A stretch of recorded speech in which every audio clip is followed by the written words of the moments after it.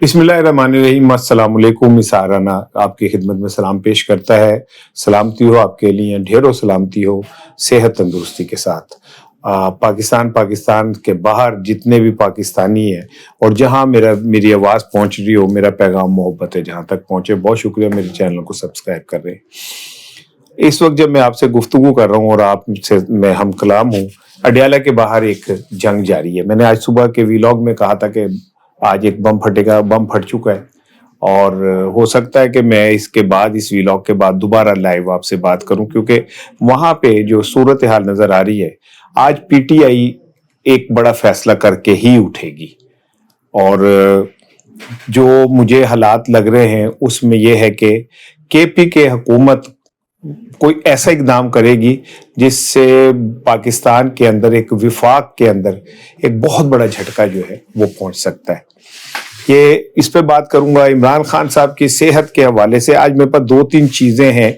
उन्हें कैसे ले जाया गया, गाड़ी में क्या बात हुई, अब जहां पे ऑपरेशन था वहां क्या बात हुई, और इमरान खान की जिंदगी से जो जुड़े हुए खतरात हैं, अब तो क्लियर हो गया। अब तो कोई दुनिया की ताकत भी अगर ये कहे कि नहीं ये बात गलत है तो वो फाड़ के तुझे लम्हे पालो।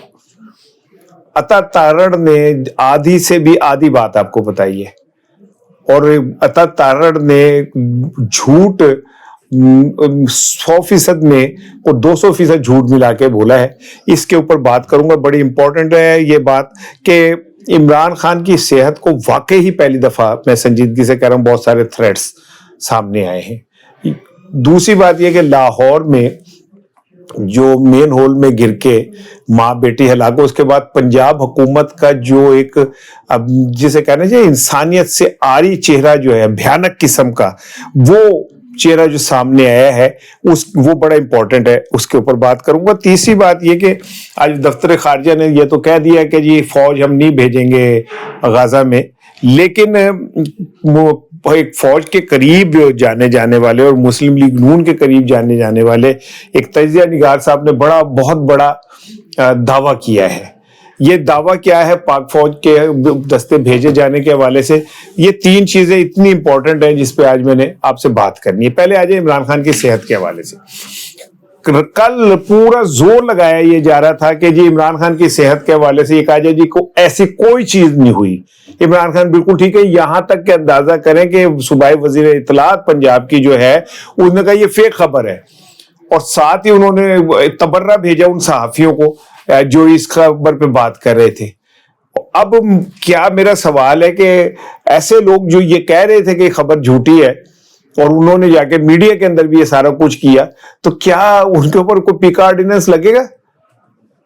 जिन्होंने इतनी बड़ी सच्चाई को छुपाने की कोशिश की।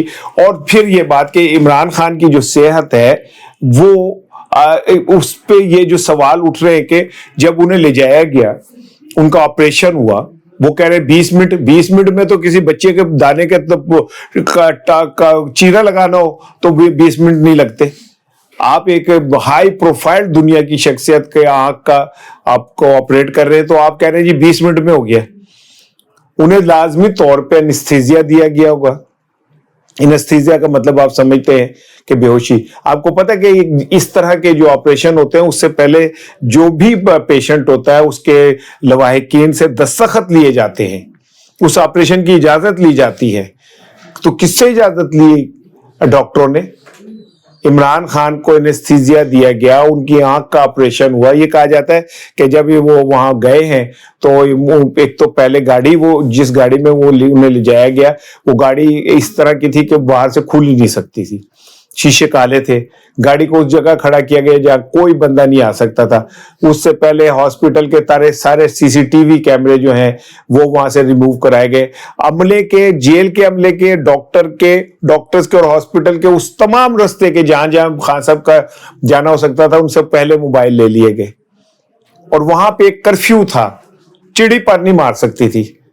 ان حالات میں آپ عمران خان کو لے کے گئے.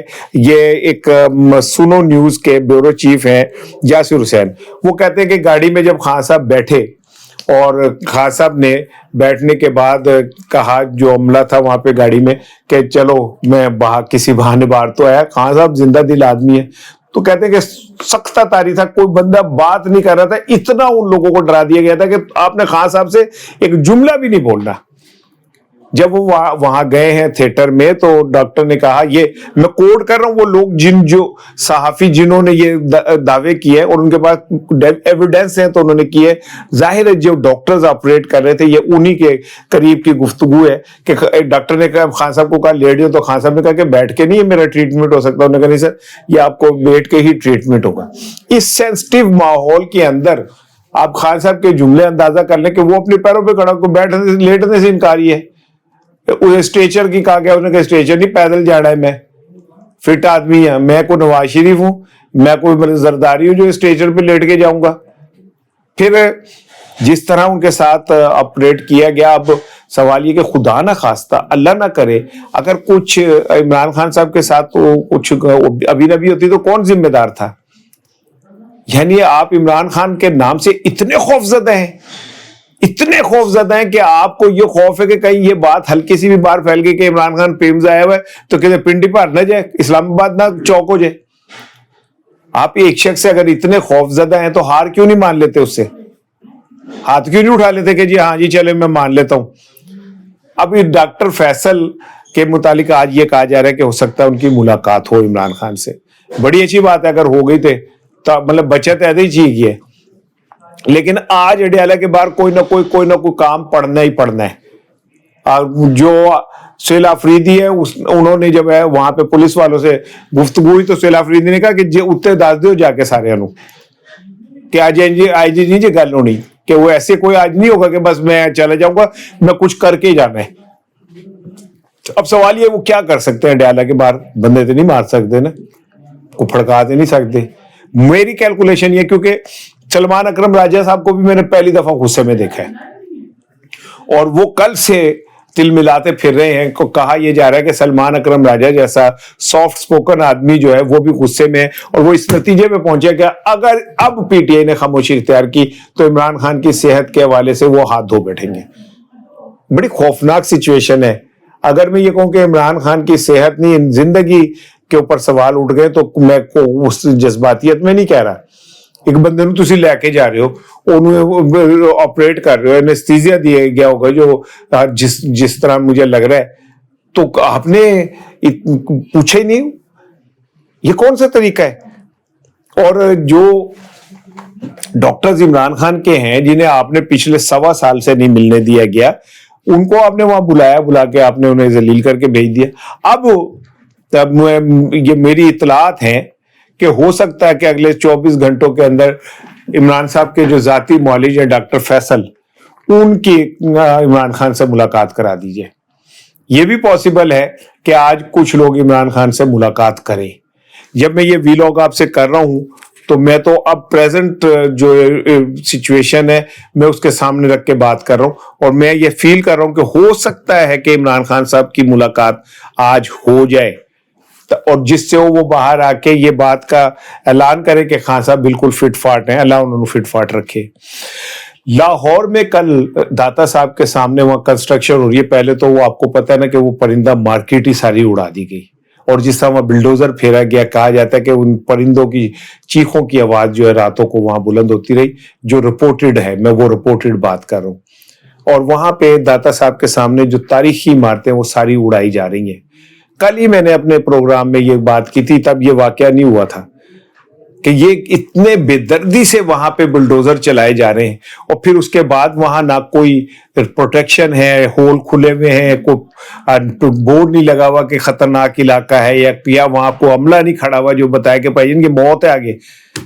میرا سوال یہ کہ کراچی کے اگر ایک مین ہول میں بچہ گر کے مر جاتا ہے تو ہم وہ بھٹو کو قبر سے نکال کے اس سے سوال شروع کر دیتے, تو اگر یہاں پہ سوال پوچھا جائے گا تو آپ ان کی زبانیں کیوں کاٹ رہے ہیں؟ کل جو ڈپٹی اسپیکر تھے اظہر اقبال چنڑ, انہوں نے کہا جی کوئی ایسی بات نہیں ہے, आज़मा बुखारी ने कहा कोई ऐसी बात नहीं है, मैं एक सहाफ़ी हूँ, एक अखबार का एडिटर हूँ, मैं आपको बताऊं कि इस खबर को रुकवाने के लिए रात तक मीडिया पे प्रेशर डाला जाता रहा कि ये खबर रोकें आप, चैनल्स के ऊपर, अखबारात के ऊपर। आपने तुमको जबर से भी आगे की चीज जो है कर ली। आपको ना को खुदा का खौफ रहा है, ना आपको ये खौफ रहा है कि आपने अल्लाह को जाके भी शक्ल दिखानी है।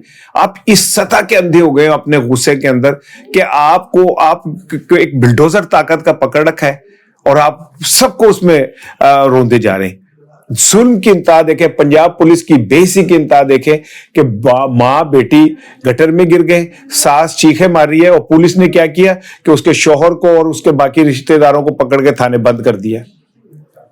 क्या सोचते होंगे वो कि ये कौन सी मुमलिकत है, खुदादाद पाकिस्तान है, जिसमें उनके बीवी मर गई, उस आदमी की, उसकी बेटी मर गई, और वो बजाय इसके कि वो रोए पीटे चीखे दुख का अपने इज़हार करे, और पुलिस दे के बन के बात था कि तू थल्ले तक्का देता है।